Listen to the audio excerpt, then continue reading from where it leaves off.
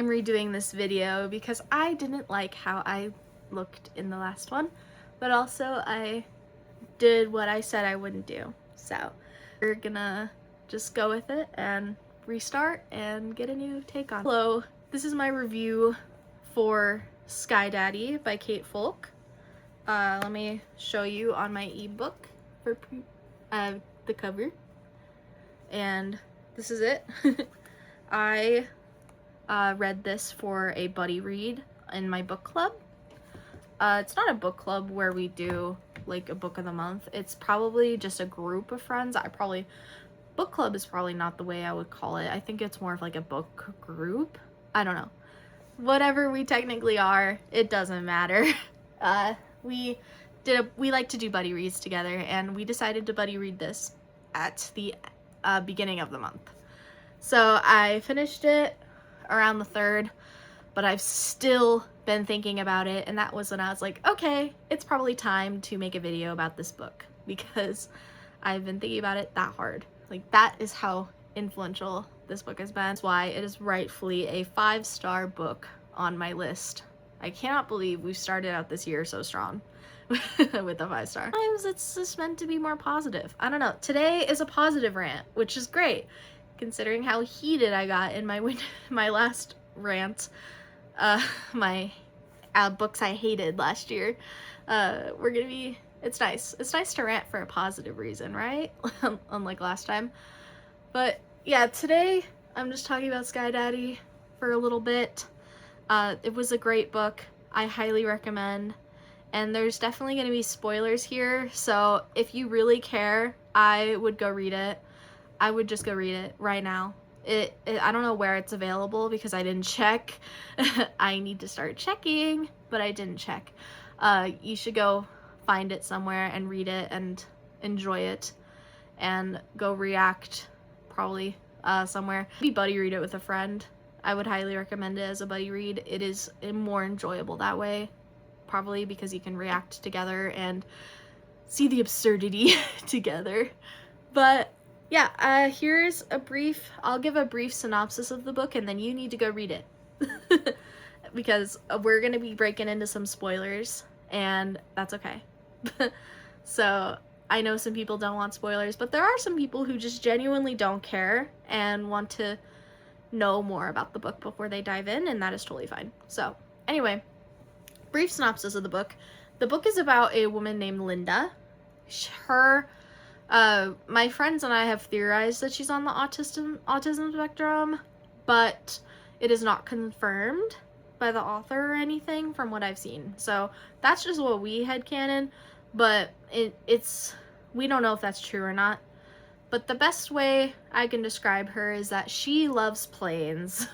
I don't know how to describe it without getting the video taken down, but she probably would identify as a planesexual. She romantically and the other way loves planes only, not people. So she hoards around this little piece of a plane as like her prized possession. It's like a chunk of a plane, and she has it, and her thing is that she likes to take flights a lot, and they satisfy her in a way that a man could never. I guess is the best way to explain it. It sounds absurd, I know. It sounds so absurd, but there are way more layers to this story than that. There's way more, but can't really dive into that without spoilers. But basically, that's like the facts that you need to know about Linda. But this book is about her trying to navigate social situations while keeping this a secret, because she would rather not have people know this about her, which, fair.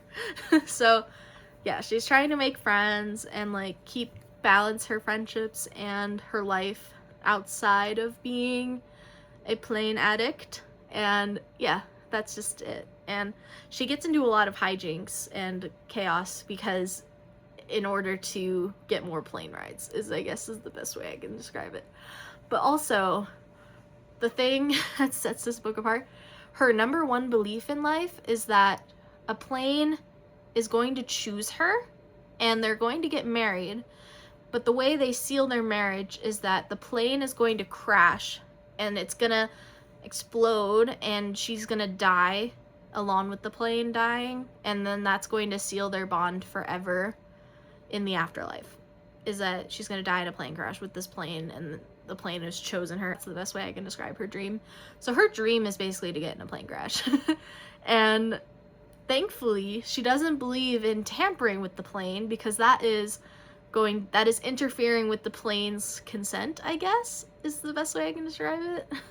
It's interfering with the plane's will, I guess. So she isn't going to tamper a plane and commit terrorism, which is nice. She wants a very naturally occurring plane crash, which I guess is good news for everybody else on the flight. That's basically a good synopsis of the book. This book has a lot of themes of manifestation, and whether it's a good or bad thing is up to you. And just pre-cognitive fate is gonna play a huge role, and I really like that theme. Basically all I can describe to you without spoilers. So if you want to go read that book, I highly recommend it. If you don't want spoilers now, please click out. And if you read the book, please come back. I would appreciate it. And we could talk about it. And yeah, that's basically it. Here we go into spoiler zone. So have you clicked out yet? I'll wait. Okay, so here we go. This is a good... I was so pleasantly surprised with this book. I don't know what I was expecting. At first I was expecting just a lot of smut with like a shifter plane or something. So it was a very pleasant surprise that it was like a lit fic story with like layers and like dynamics at play more than just the planes. And it was interesting. I think Linda's a great character, but I think Katrina was probably my favorite character. Hey, editing Joyce here. Her name is actually Karina, not Katrina. Girl, stop thinking of The Sims, okay? Her name is Karina, so... So every time I say Katrina, by accident, please mentally substitute it with Karina. Okay? Okay? Sorry. This is so weird. She had a lot of depth too, because she was a character who was terrified of getting into a plane crash, and she always had this feeling that she was going to die in a plane crash, and that's why she's scared of planes, which that dynamic opposite Linda, who wants to get into a plane crash, was very interesting to explore. And at one point, Linda is helping her get over her fear of flying, and she probably didn't believe that she was fit for the job, but she was doing it anyway because she loves her friend. That doesn't go well, because Linda got the feeling that they're gonna die in a plane crash together, so she decided to inform her of this. It did not go well. It just didn't go well, and don't recommend doing that before the plane is about to take off. It was interesting. It was funny. I was screaming, shaking, whatever. Like, girl, why? Anyway, Karina is still the bestest friend on the planet. She is #1 bestie.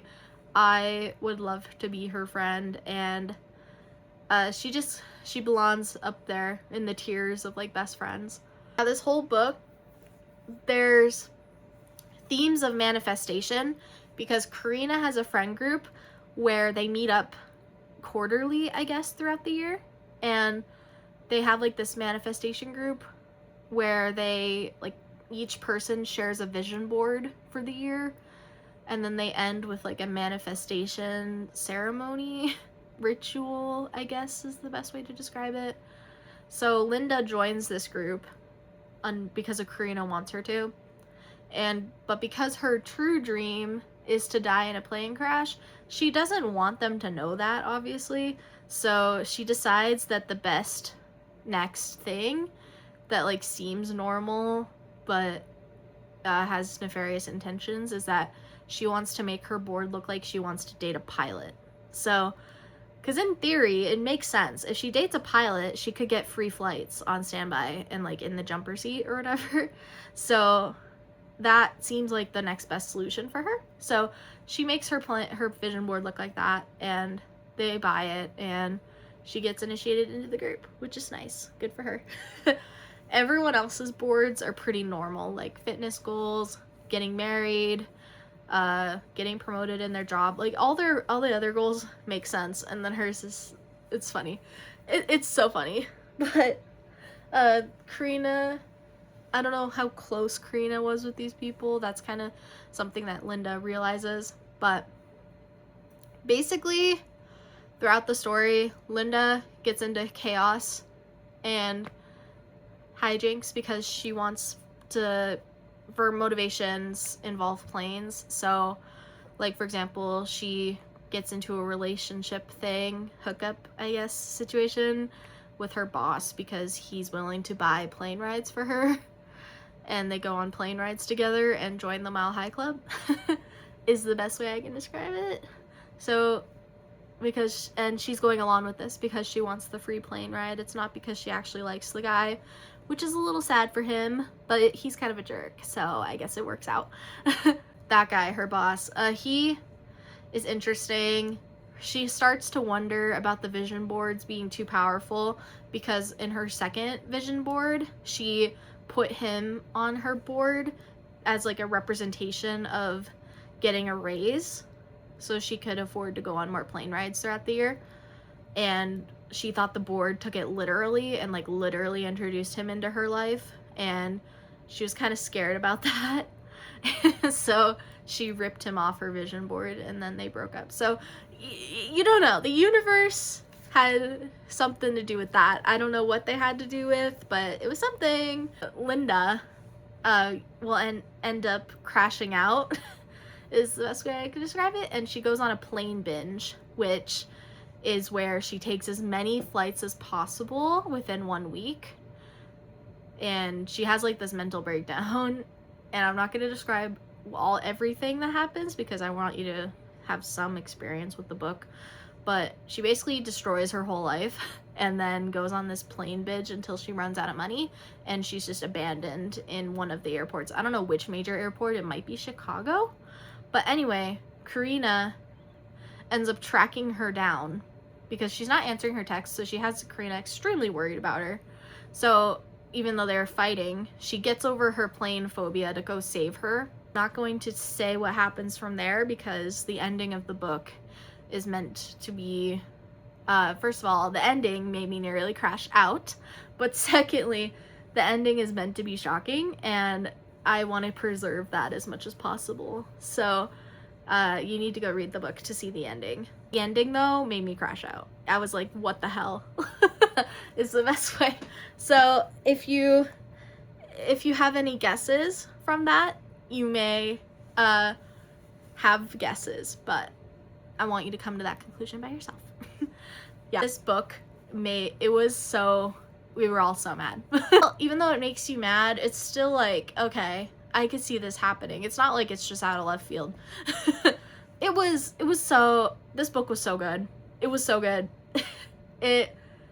I loved it. That's like all I can say about it. I will talk about this book forever, and I will recommend it to people who want something slightly cursed, but still good.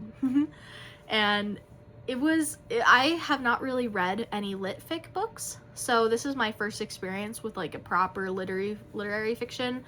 Most of the books I read are mostly romance, so getting kind of out of my comfort zone was really nice as well. And it was funny. I was here for it. I don't know, I just really recommend it, and I think you should give it a try. If you want to step out of your comfort zone, this is definitely a step out of most people's comfort zone. I think that it's good. I liked it. That's all I can say is I liked it. Sue me. I liked it. I just want to emphasize how much I think you should go for it. I did not mean to rant about this book for 16 minutes, but I did. So here we are. That's it for me today. I hope that you enjoyed and maybe want to pick up the book. And if you do pick it up, come back and let me know what you think of it. I would love to know. If you do a review on Pagebound, I'll probably see it. So my Pagebound is Joyce Berry with a capitals, no spaces. Capitals on the names, no spaces, I guess is the best way to describe it. It's in the description. You can check me out there, and I do follow people back, so yay. The other places, Tome, Bookstagram, those are also going to be in the description below, and yeah, I'll check you out if you also have Bookstagram, I'll check you out. That's going to be it for me today. I'll see you guys around. Drink water, pop in Gatorade, do not count, and also energy drinks. Don't let me catch you. And yeah, I'll just see you guys around, whether it's a rant or something else. I don't know what else I'm going to be posting this year. School starts up again pretty soon, so I may be a little busy, but I'm going to try my best to prioritize this because I love being on BookTube and I don't really want to miss out on anything this year. My goal is to be consistent. So yeah, I'll see you guys around. All right, goodbye.